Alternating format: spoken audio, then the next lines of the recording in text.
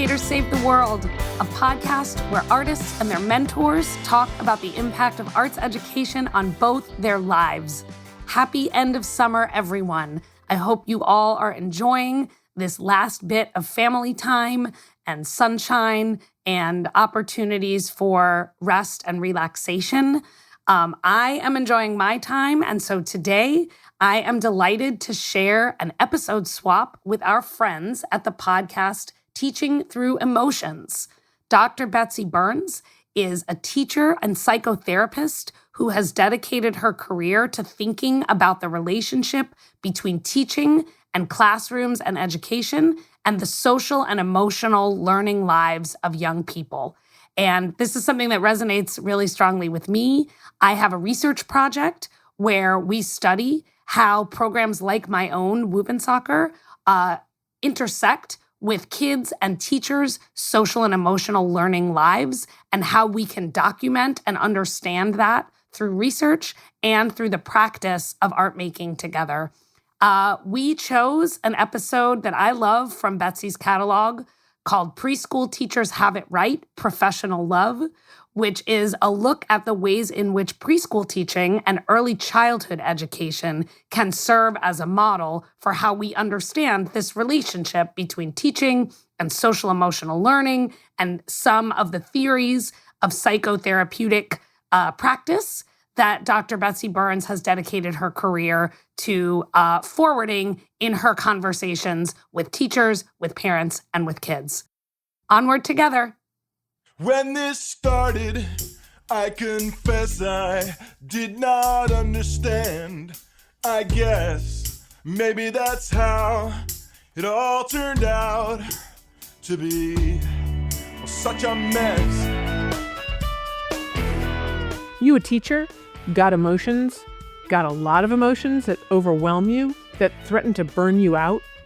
Good, because this podcast is about transforming those emotions. The emotions that come with teaching, no matter how talented, experienced, or mature you are. Because classrooms these days can be such a mess, worse than you've ever seen before. We're tempted to treat the emotions that go with such messes as problems, feelings to ignore or numb out or rail against or blame ourselves for having. Wrong. These emotions are pure gold, if you know how to read them and transform them into wisdom and focused, effective action. Think of this as the teacher's lounge you have wanted and deserved your entire teaching life. Join my co-host, Joe, and me to hear stories about and interviews with teachers who thought nothing would ever change, but when they learned how to teach through their emotions, discovered just how easy change can be. In fact, it's amazing. Welcome to Teaching Through Emotions. I'm Betsy Burris. Let's get started. So today is an interview day. I'm really excited to welcome a good and old friend, Sarah Becker, to Teaching Through Emotions.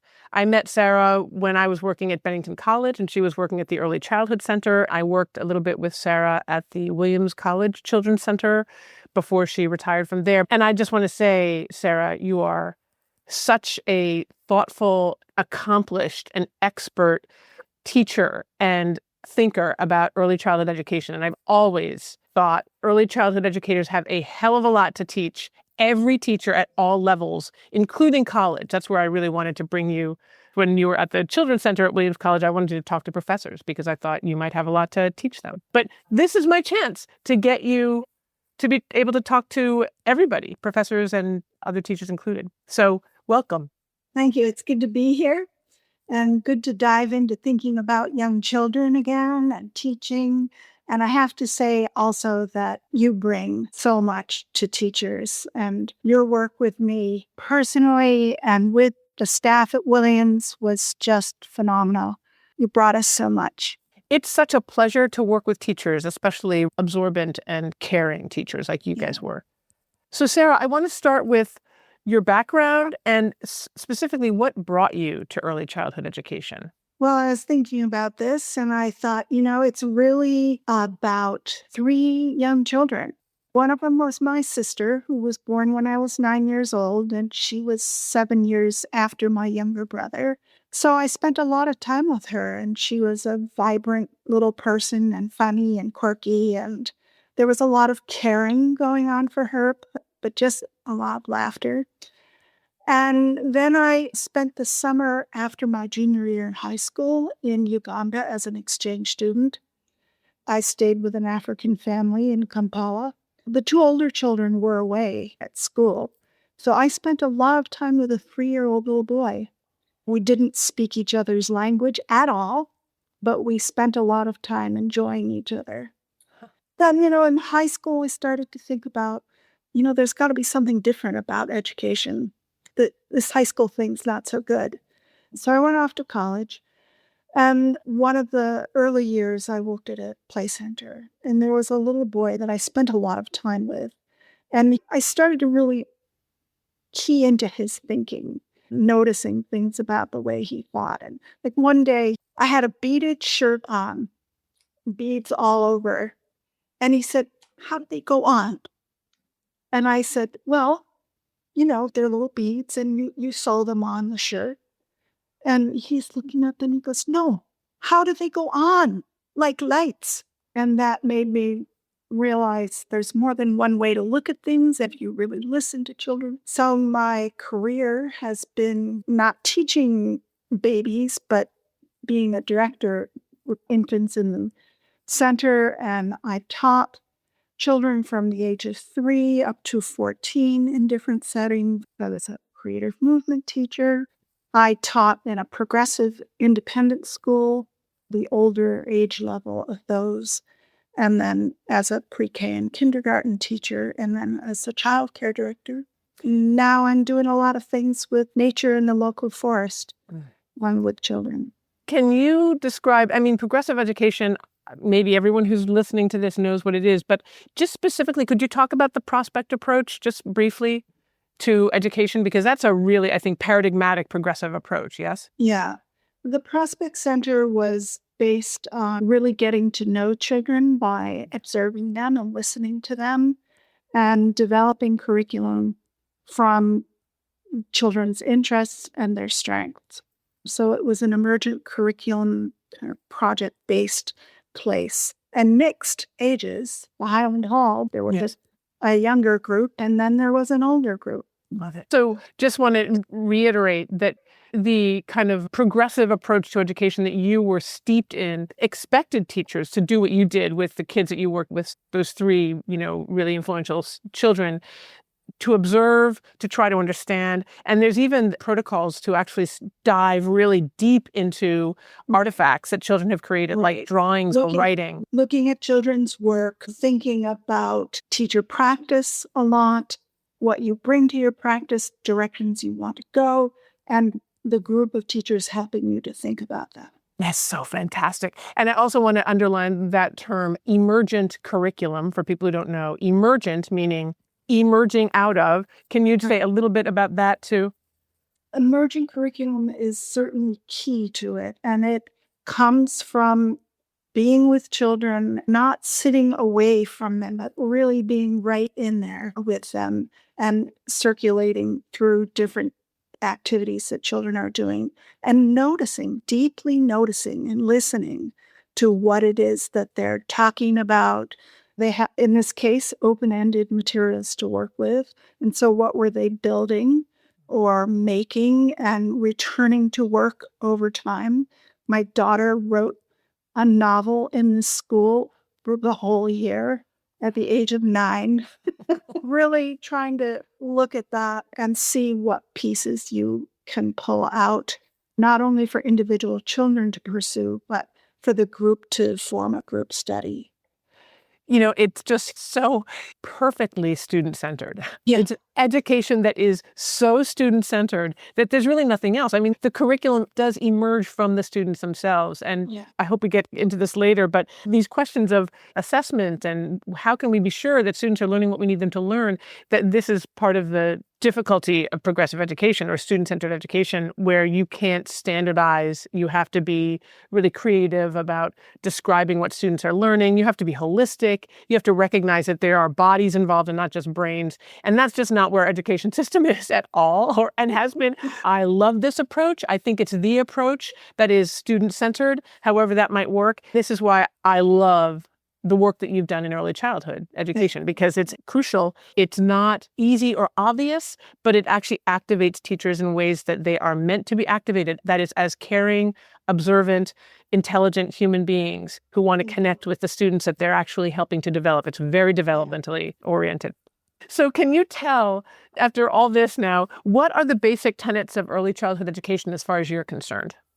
Well, I was trying to think, is it the curriculum? Is it the room? Is it the relationships? Right. And I finally, in the middle of the last night, I said, no, it is the children first. Children first. So children come into your classroom and they bring who they are and their ways of thinking and their interests in their families and their cultural backgrounds and their languages and all of that. So first and foremost, you're paying attention to who they are and how they're speaking to you. And in early childhood, you're also caring for them through the day. It's not just the 3-hour preschool anymore. If you have this interest in paying attention to who they are as thinkers, making the assumption that they are competent thinkers and have their own voices to give to whatever's going on, in order to bring that out, one of the things is to give them an environment that they can play in and work in and learn in. That's an open-ended environment, but still structured. You've got the block area and you've got the sensory table and art materials readily available to children. And we've got tables to work at and an outdoor place. So there you are, and you're giving children the next piece, which is to play in that environment. Play is what children do. And if we left children completely alone in the world, they would learn about the world through their play, and they would learn about each other through their play. I was rereading a quote from Vivian Paley, who wrote about, you can't say you can't play in a child's work, and things like that. Great books. And she was talking about how when children play, it's a way for them to recognize as they're doing something in their play that, oh, that's my idea there. So it kind of pulls up their thinking as they're playing. So, you have to have time to play.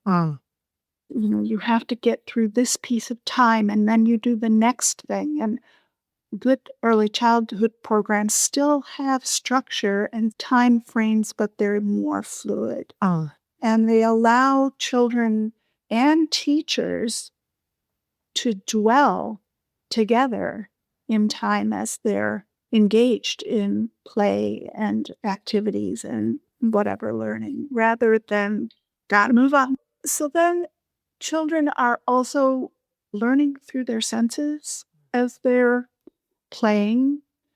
And it's not just that they're hearing, they're seeing, and they're touching, but they have sensory experiences. And they put into their learning and their products and their processes what it is that the senses are speaking to them.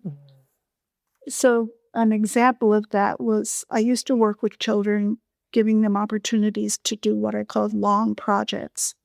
And a little boy was hosting a musical group from the country of Tula, which is near Mongolia, and they do throat singing. And he was really fascinated by these singers and went to their concerts, and our class went to the concerts on the college campus. So when it came time to do his lawn project, I said, so what are you thinking? What would you like to work on? I want to do something about Tula. And I was like, And I knew that in older times in Tula that people built yurts. And so he built a yurt out of felt and cardboard structure and grapevine structure over the top of it. And he figured out how to design the felt around the cylinder that this circular house had made. And he figured out how to wrap and sew the roof onto the whole thing. He figured out, even with his family, how to light it from inside with a little battery piece. When we showed work to the parents, I had each child write a sentence about what it was that they had done. He said, "I can hear the music singing inside." Children use their senses to know and to feel in their hearts. And so part of it is looking not just about what they're capable of or what their interest is or what their concerns are, but how they speak of their hearts. So in all this play, lots is going on with relationships. There's children who are playing by themselves or they're playing near somebody and an idea sparks up, or another child is observing what it is that another kid is doing and getting ideas. And so often teachers say, do your own work. Don't copy anybody else. But kids get ideas from each other. So I said, it's okay to use other people's ideas because you're going to learn something from that person's ideas. There's somebody who knows how to do something that another child doesn't know how to do. And so they learn from each other. And there's talk. In an early childhood classroom, there's lots of talk and laughter and occasional screaming and anger. Sure, relationships. And there's leadership that comes forward, and it may be the kid who's the leader in one certain kind of way, like he's the most outgoing or he has the biggest ideas. But there's also a leadership happening by children who are present to each other, and their presence helps others be present to each other. And so in that conflict that also definitely arises, teachers are also in this space. And it can be an inclination of adults to solve the problem. But often early childhood teachers will narrate for children what's going on. Oh, look, I see she's coming over to use that block. I wonder what she's doing with it. Yep, she's got it. And look at how you have enough to share. So that narration helps children to be aware of each other when they're not aware, and so that they're not surprised when a kid comes around and suddenly takes that block. But also teachers are there to help children just talk through what's going on if there's been a little uproar. So much wonderful stuff. And I want to start with this narration, which I think is so important at this early level, at these early ages. And I'm just going to throw out a term that is from my field, psychoanalysis, psychodynamics, mentalization, which is the ability to predict or guess what's going on in somebody else's head. Right? Which is absolutely crucial, given that we can never know what's going on in anybody's head. And even if we ask them, which is also a good skill, that doesn't mean that they're going to tell us the truth or that they themselves even know. So mentalizing is the ability to imagine what might be happening inside somebody else. Right.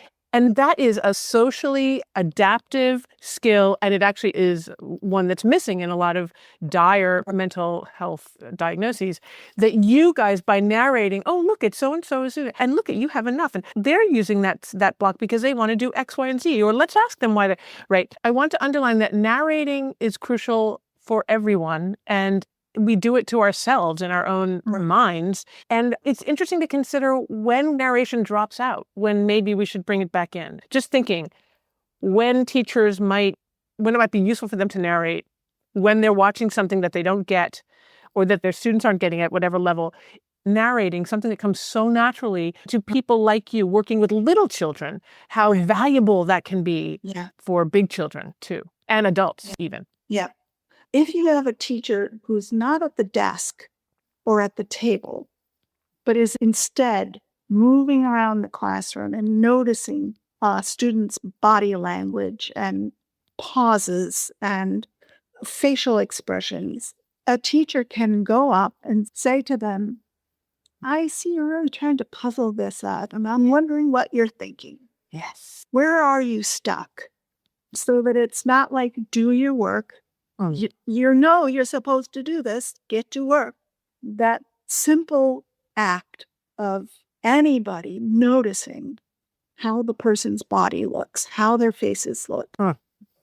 Another crucial skill for adults and teachers that is developmentally essential is what we call in my field mirroring, which is what you're describing. Looking and seeing and then mirroring back. It looks like you're not sure what to do next, or it looks like you're thinking, asking questions, but also making statements like, it seems like you might be stuck because whatever, there are no more red blocks and you've got a pattern going or whatever. Right. Even at that level, especially offering the language, as you mentioned, language is super, the words that we use. But again, that can also be valuable at any level. It seems like you might be stuck here. And I love what you said, Sarah, about trusting that these, I call them organisms. I call us organisms. Okay. That as human beings, we're actually really logical organisms. Nothing that we do isn't logical. It's not, right? It's all about surviving, however we've learned how to survive. And for a teacher to be wondering why you're surviving right now that way, making guesses about why is really fantastic. It's what you described. Being present is really crucial. Dwelling with people while they're indicating that they're not being predictable or conforming to what we expect, being curious about why that might be, and trusting that there's a good reason for it. Yeah. And then developing a relationship you can actually depend on to get all that learning happening, to get that self-awareness to happen in the kid, to get the reflective capacity going, to get mentalization happening. I mean, it does take presence and dwelling and bodies moving about together and apart. I mean, it reminds me of another concept called being alone in the presence of mother. This is from D.W. Winnicott, whom I love. But I translate it to being alone in the presence of another. Like, it's nice to be alone knowing that someone's there watching or just doing their thing, but available for you to touch back to. Yes. Caring about what you're doing and paying attention. And caring about what they're doing too, which I love about being alone in the presence of, say, mother. Mother might be doing her thing. Right. But it's not the same. I mean, a teacher might be talking to another kid or on the other side of the room. But that sense of safety and security, being in the presence of you, knowing that you will come around, or if you're needed, that, any child can go get you. It's this lovely world of safety, kind of magical safety that you're describing, at least in my mind. Yeah. Exactly. I also just want to say that, you mentioned relationships. And of course, that's the thing I think is crucial to all education, the fundament of education. Even though kids can play by themselves, they're still social beings. Why would we insist that kids stay siloed and isolated from each other? Right. The only way we actually can know anything is if it's only in our own bodies. It's kind of crazy making to me to think that we can know in isolation. Right. I used to think of it as a group of children is more than the sum of the individual parts. Love it. I think early childhood gives lots of opportunity for kids to go down their little road and explore and play. And then they're playing with various individuals in the classroom. But when that thinking starts spreading across the whole group, they unify and bring to it in a new way. I mean, the example I think of is one year when I was at the Early Childhood Center teaching pre-K kindergarten. And it was soon after Christmas one year when a big film came out for children on penguins. Everybody came back after vacation talking about penguins and that movie. And we had a hill outside in the yard that everybody would slide on with the sleds. But one day soon after this, it was way too icy to use the sleds. So they just started sliding down on their bellies and their snowsuits. Kids who had never played together before, who've never spent time together in the classroom, all of a sudden they were totally unified in this pursuit of gliding down, and they talked about penguins. They're floating down like penguins. And so that got us into a whole little study of penguins and making something together that was a penguin environment in our water sensory table, making little penguins. And so, as kids talk in the circle about things, they get this unified, the thinking grows because the group is talking about it. And there's kids sometimes who, if I'm like trying to answer somebody's question or explain something, and I'm just not talking the language of the children, another kid will say, "This is what she means." So helpful. Yeah, I love what you're describing because, we all know that negative emotions are contagious. And I think teachers can live in fear of that, right? That one negative kid is going to turn the entire class against them. But positive emotions are contagious as well. And to think about setting up the conditions in the classroom where positive emotions dominate, where they reign, because it's intrinsic to the activity, which is what, again, early childhood just takes for granted. Of course, you're going to set up conditions under which kids can be positive and infect each other with that. Yeah. Which is not to say that there won't be negative things, of course. Oh, yeah, of course. I love it.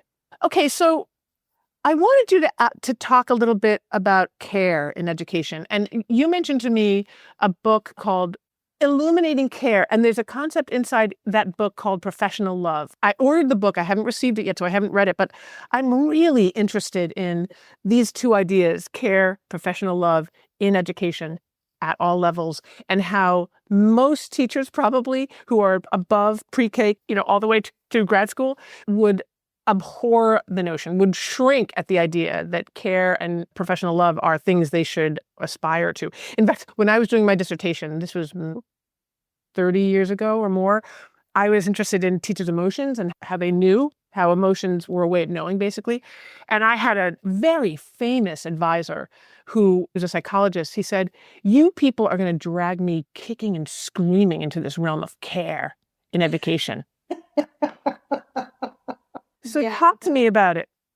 Well, of course, in early childhood, there is actual caretaking of children. And the team of teachers in a classroom is engaged in that together, and they're responsible for different things. And this is actually a new framework that Carol Gabbard Murray has brought to the field. And they're talking about it everywhere. She's like the hot item. So that's been really exciting. When I was a director and I would interview teachers, I would talk to them about, why are you interested in doing this work? Well, I just love children. They're so fun. They're so cute.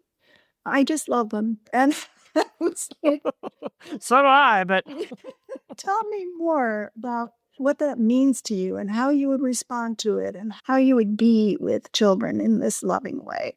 So I was trying to get at this love for them. So Carol talks about, children do deserve to be loved.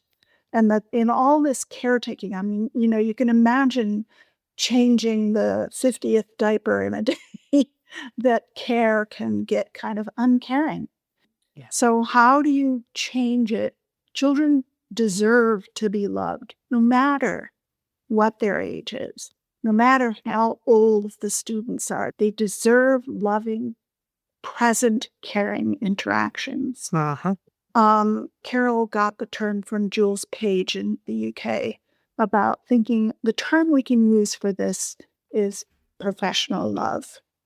And when parents come to the center and they tour the center, their questions kind of skirt around, not quite spoken, is, will you love my child? Yes.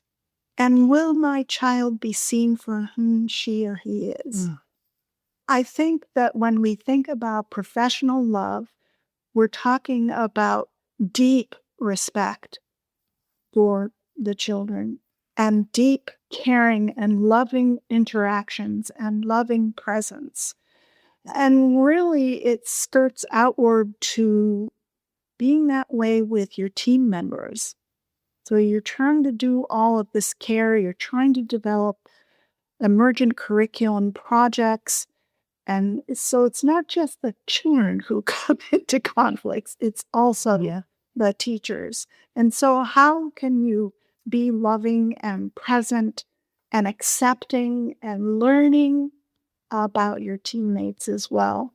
It's big, and it shows that a child, they're in a caring environment and they know that they are being attended to in a very present way, and it frees them. Yeah.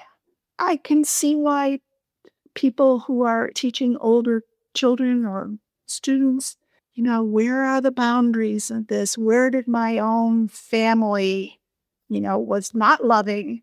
How do I learn how to do this? How can I make sure that there's boundaries around this, but still there? Yes. I love it that you mentioned the word boundaries because, when we talk about professional love, I don't know how Carol talks about it, but I think there are lots of ways to care. There are lots of ways to demonstrate care and love that read as caring and loving, even if they don't seem like traditional care and love, right? You don't have to be gushing all the time. You don't have to be, speaking in a lilting kindergarten teacher voice. You can be very firm, right? Right? Be human. And I talk to teachers a lot about the importance of boundaries and the importance of asserting their own. I talk about gardens, getting in their own gardens. Right. Yeah. And staying out of everybody else's garden. Their gardens are not your garden unless they invite you in, and then get out when it's appropriate.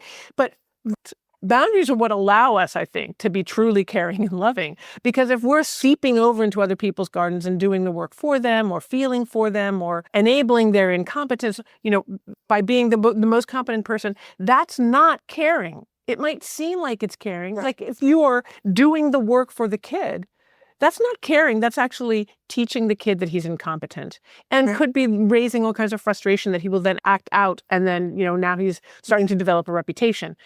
Caring, I think, and loving really do require boundaries so that what is felt in the other garden, the garden of the person you care for or love, is appropriate.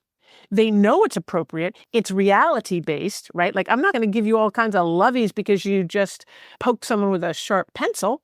I'm going to respond appropriately. That's caring. That's loving. I expect you to be a good human being, and I'm going to teach you how if you erred in this moment. Yeah.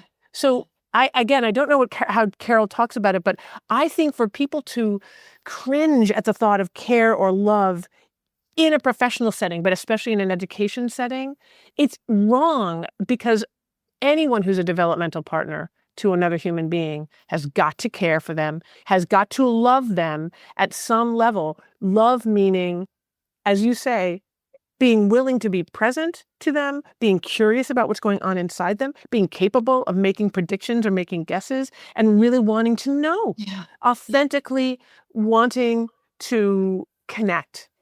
What I want to say, and I think what Carol has talked about with this, when a child feels that presence, attention and that care and good vibes. I mean, this isn't like, you're so good.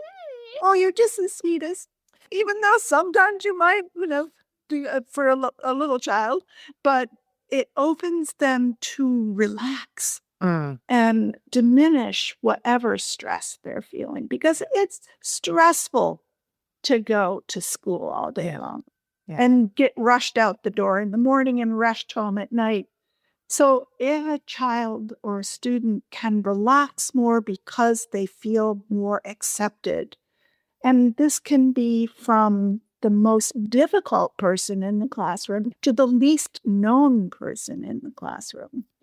If they can start to feel this loving presence and commitment to them, it opens their own sense of self so that they can come forward more bravely and see each other.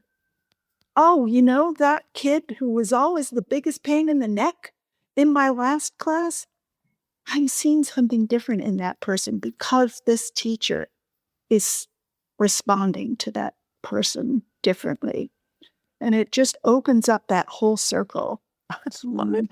Yeah. I mean, it's the ideal modeling. It's not just that I'm seeing a teacher responding to that kid this way. It's that this teacher is responding to me this way.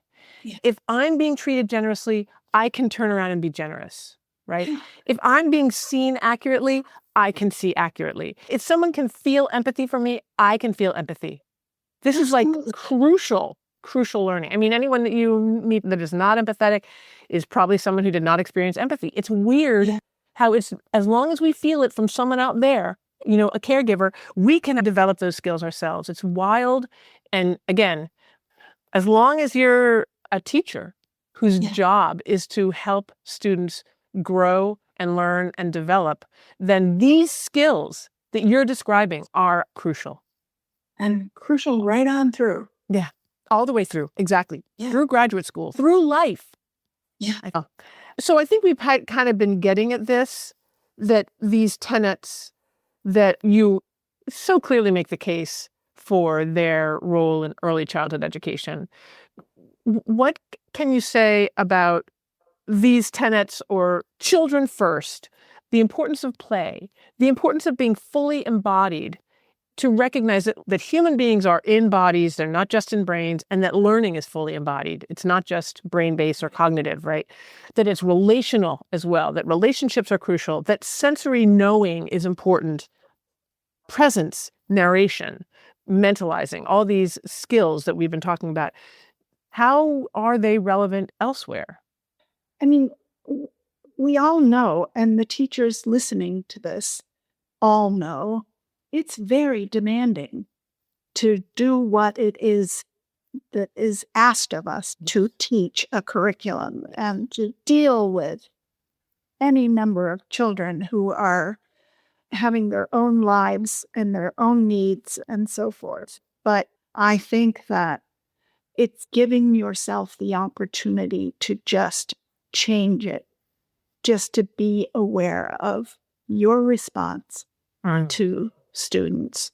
How can you look at even one student a week in a different way? And it often happens that when you're asked to really rethink a relationship with a kid and see that kid differently, that you go toward a person who's got the most learning issues or the most behavior issues or whatever. So that person is occupying a lot of your headspace. And so giving yourself the opportunity to like flick a little switch for yourself of how can I see this person differently? I love it.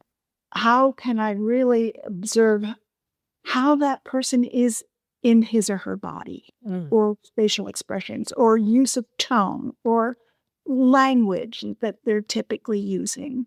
Where can you not just see things that are problematic, but what else?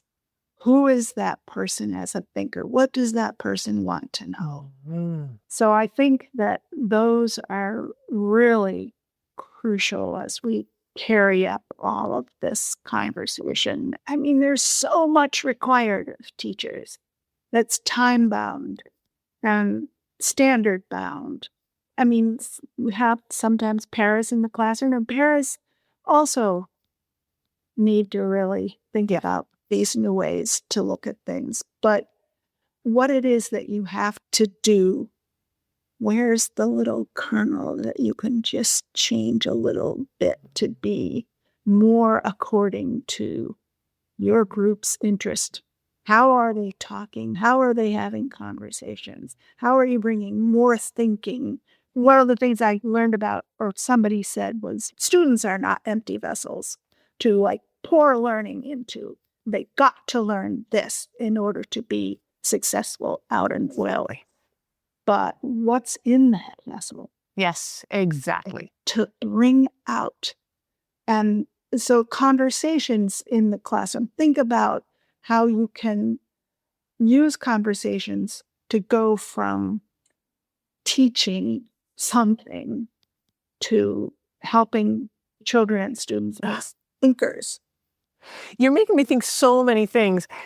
One of them is, the way I like to talk about what you're describing is that students are always teaching us about themselves, who they are, how they're feeling, what's going on inside them. They're teaching us. They're giving us data and really what they expect from the world, right? And I love you're saying that if we can stop and observe, if we can choose one kid to observe, just to be asking oneself the question every day, okay, how is this kid? What is this kid teaching me about himself or herself this week? I'll give it 5 days. I'll give it 2 days. I'll give it 3 days. And I will just write some stuff down. And based on what I observe, I can start making some guesses about what might be going on inside this kid, right? Yeah. And you can do that with any number of kids. Again, you can just do it for a day and start compiling data about especially the most difficult kids that you're drawn to either hate or perseverate on, right? I'm going to worry about this kid, or draw conclusions based on surface things like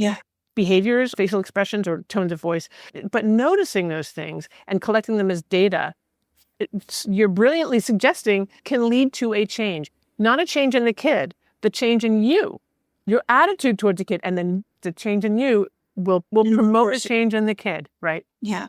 We used to call it the magic of description at the Prospect Center. Love it. When you took the opportunity to really do an in-depth description of a child, Yes. it would change just doing that, change the orientation to the person. Yes. We do that in teacher support groups. And often I help teachers just what I call get to compassion. If we can come up with some guesses about what's going on inside a child who is behaving abominably, if we can just come up with a guess as to why they might be doing it, right or wrong, if we can get to compassion and we walk into the classroom tomorrow with compassion in our bodies, not hatred or fear or critique, then things change. It is amazing. It is magic. And your own stress level changes. I mean, it's not just the kid Exactly. who changes. It's your heart rhythm and your inability to sleep and your tight muscles and you're quick to anger and all of that. And you're just like, I've had enough of this teaching. I've had enough of this kid. Exactly. It's stressful for kids to be in school. It's stressful for teachers to be in school. And a teacher, the only stress they can manage is their own. But what you're suggesting is if I can do the work and calm myself, that itself is possibly enough to go into a classroom and remain calm. And then to have tactics or skills or attitudes or precepts or tenets that help you manage the moment-to-moment tests and challenges. Another thought I had as you were talking was a notion of relationship with content, that our jobs are to know our students, to know what it is they want to know what they know, which is something that honestly with a lot of college professors and even, other teachers, have you asked them what they think about the topic of your lecture or the topic of your class? Have you asked them what they know? The KWL charts? What to know, what you want to know, what you've learned. Very basic. Again, sorry, that's early childhood. That's early elementary, right? It works at the college level. I mean, I've seen professors go like, oh my God, what a great idea, right? But it's because it emerges. It's emergent from the notion that really we need to know what's going on in our kids. We need to be student-centered. Yeah. I've been thinking about how do you get at emergent curriculum in older people when there's, this course teaches you about, or this standard and this task need to be made. But if you can find one time a semester to say to students, what would you really like to know about? It's not like, what do you want to know about the 1800s or so, because you've been studying the 1800s, but just generally in a sort of, if you're in history, what time period are you curious about? Talk to me about where you're going to start thinking about this, and then follow your nose. And kids are on phones. They have research tools all the time. They can follow their nose anywhere they want to go. And it doesn't have to be like a cohesive report of what they came to, but just some piece of writing that says, I went here and oh my God, then I looked there and it led me over here. And God, I want to know more about that. I love that. I am a writing teacher. I used to teach writing.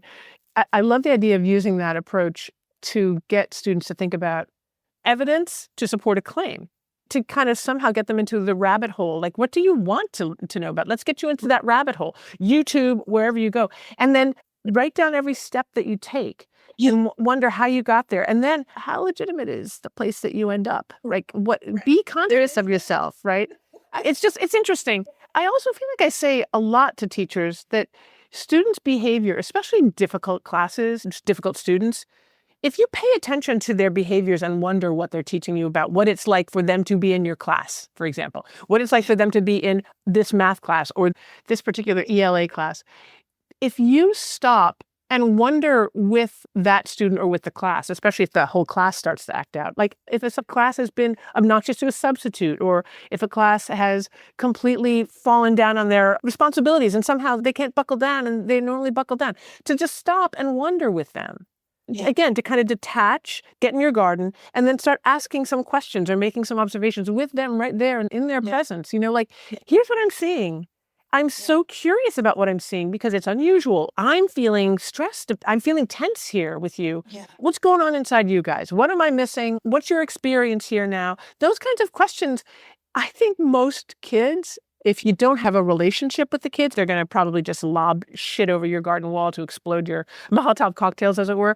But if you have any version of a relationship with them and they believe that you are asking authentic questions, not gotcha questions, they will probably come through with some, well, we feel like this is really boring, or we already know this, or whatever, right? But be curious. I mean, I totally appreciate the pressure that you mentioned at the very beginning of your answer. As a teacher in whatever, elementary school up, I have got to cover curriculum. I've got to cover it, and I've got to get my students to get good test scores. Okay, if you feel that pressure, it doesn't mean that you have to go, solely follow the kids where they want to go, but you can do a keto with them. That is, notice that they're teaching you something right here and now about what they can and cannot do, or what they're getting and not getting. Yeah. Go with it. Ask them. Make that a regular practice. Yes. Collaborate with them. They know shit. Find out what they know.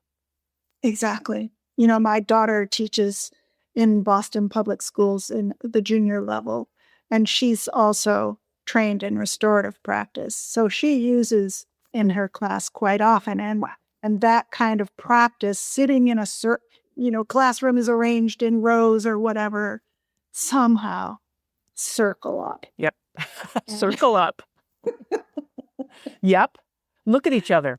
Okay, so Sarah, for teachers who might be thinking, yeah, sure, all these things are important. I get it. I mean, in a perfect world, but not in my classroom, impossible.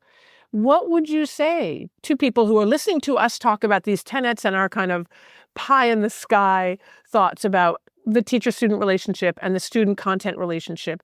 What kernels or tools would you say they could bring, any teacher listening now could bring tomorrow to their class to try to put some of these into practice?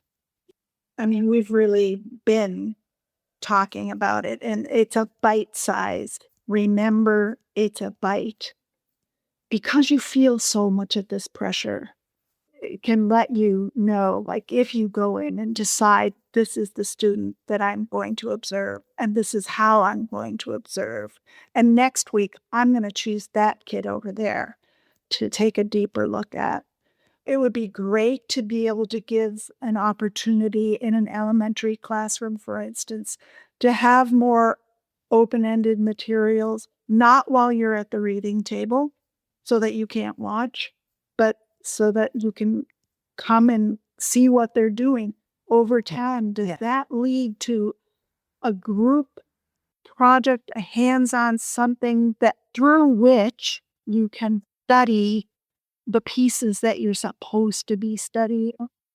Like I said, giving them opportunities to follow their noses and to learn how you're asking questions so that you can get real, authentic conversations going where kids are listening to each other and interested about the things that you might be studying in general, but you're changing the framework of your discussions with students. It's like what you want is for for at least one student to say, "This is what she means," right?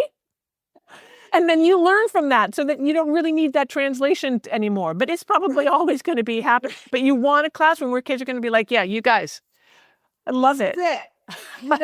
She's, okay, we love her, but she's old. This is what she needs. She needs us. I love that. It gives so much authority to the kids, and they certainly have it. They have the authority. They are authoritative human beings. And for teachers to give them a chance to express that, I love it. Without giving up the responsibility of being the adult in charge of that, what I call holding environment. The kids are not in charge. If they feel like they're in charge, they'll act out because they know they're unsafe. It's weird. Yeah. I think the other takeaway for people is to just, there's always this self-care talk, and who the heck has time for self-care? Momentary self-care. Notice when your heart is beating too fast, when you're like, I've got this to do, I've got that to do. Just give yourself more moments to recognize that you're not there to teach the curriculum. You are there to be with these people and to support the amazing thinkers that they are, and that they have buckets to offer and to go forward and learn that they're curious about. Yeah, I love it. Another way of putting it is figuring out how to get present again. When you're distracted by your thoughts or your fears, it's almost like getting meditative in the heat of the moment. That's not easy. But I love that if you're thinking about all your own pressures, now it becomes a teacher-centered classroom. And you've forgotten the kids. And guess what? They'll know. They'll know that you've forgotten them. Oh, Sarah, it is a big job. It's a big job, and it's getting harder because kids are getting unweller, I gather. And I don't blame them. There are good reasons for that. So whatever support teachers can get, I love the idea of getting in groups and taking deep dives into individual students that you all know, or taking deep dives into an artifact of a student that you don't necessarily have to know, but the artifact you can. And again, I just want to make a plug for teacher support groups. That's what we do in teacher support groups is we take deep dives. They last an hour and a quarter. They're not that long. And by taking deep dives into kids or colleagues or other people who are difficult or parents, you can really get some good work done in figuring out what it might be going on in there, for what good reasons. And again, getting the compassion matters, but if you can come up with a plan of action based on a really solid data-based formulation of what's going on inside a person psychically, you can turn an enemy into a fan, just like that. Yeah, and it puts you back into the reason you became a teacher. Love it. And it relieves all these pressures that you're talking about.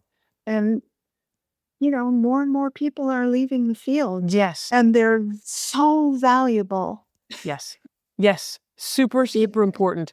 Our kids are important, and our teachers as a front line of developmental support and love and care. It's so, so important. More important now than ever. Yeah. So thank you, teachers, those of you who are listening. And thank you, Sarah. You are awesome. So are you. I love talking. I just love talking to you. And maybe we'll do it again sometime. Okay. Okay. Thanks, Betsy. Thank you. Okay. Bye. I want to thank the teacher whose story we just told or who consented to be interviewed for their generosity and wisdom and commitment to teaching greatly. You rock. Here are a few more people who rock. Joe, of course, my super fun and thoughtful co-host. My endlessly patient and talented creative partner and strategist, Julian Andrukaya. My brother, Tom Burris, whose song Lifetime, from his amazing album Jabbering Trout, check it out, ushers us into and out of teaching through emotions. My astute script editor and creative genius, Brad Wells. And my son, Wilder, artist extraordinaire, who is constantly blowing me away with his effortless talent. Thank you, one and all. Run to the Teaching Through Emotions Substack right now to find all my writing, my podcast, newsletter, and more. That's teachingthroughemotions.substack.com. Subscribe. Get my stuff in your inbox automatically. If you are a teacher with a story, I'd love to hear it. You can contact me directly and confidentially on my Substack. Again, go to teachingthroughemotions.substack.com and click on Share a Story. And check out the show notes below for how to access my resources. I mean it. Suffering in silence gets you nowhere. Telling your story is the first step towards understanding and relief. Contact me. Chew through and pop those terrible teaching emotions. You will feel better. It's all true, it's all verified, it's amazing, we're alive, we'll say